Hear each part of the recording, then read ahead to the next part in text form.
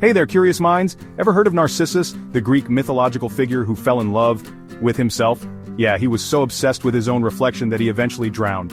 This myth lays the groundwork for what we now call narcissism. So, what exactly is narcissism? At its core, narcissism involves an inflated self-image. Narcissists think they're superior to everyone else and believe they deserve special treatment. But here's where it gets interesting.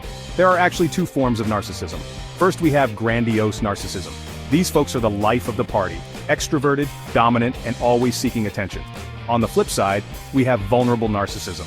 These individuals are quieter, more reserved, and easily threatened, yet they still harbor a strong sense of entitlement. Now let's talk about narcissistic personality disorder, or NPD.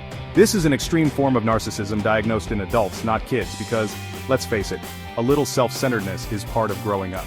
According to the DSM-5, traits of NPD include an inflated self-view, lack of empathy, entitlement, and a constant need for admiration. But narcissism isn't just an annoying trait, it has real negative effects. Narcissists often engage in selfish behavior, make risky or unethical decisions, and can be dishonest or unfaithful. When challenged, they might become resentful or aggressive, which can seriously impact those around them. So, how common is this?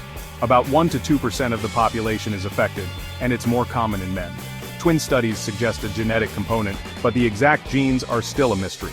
Environmental factors like parental overvaluation or a cold, controlling upbringing can play a role too. Cultures that value individuality and self-promotion, like the US, tend to have higher rates of narcissism. In fact, narcissism has been on the rise since the 1970s. And what about social media? While it doesn't directly cause narcissism, it does provide more avenues for seeking status and validation. So, how do we combat narcissism? Honest self-reflection, caring for others, seeking constructive feedback, and practicing compassion can help. And there you have it. The myth, mind, and media behind narcissism, all in a nutshell. Thanks for tuning in, and don't forget to like, share, and subscribe for more fascinating insights.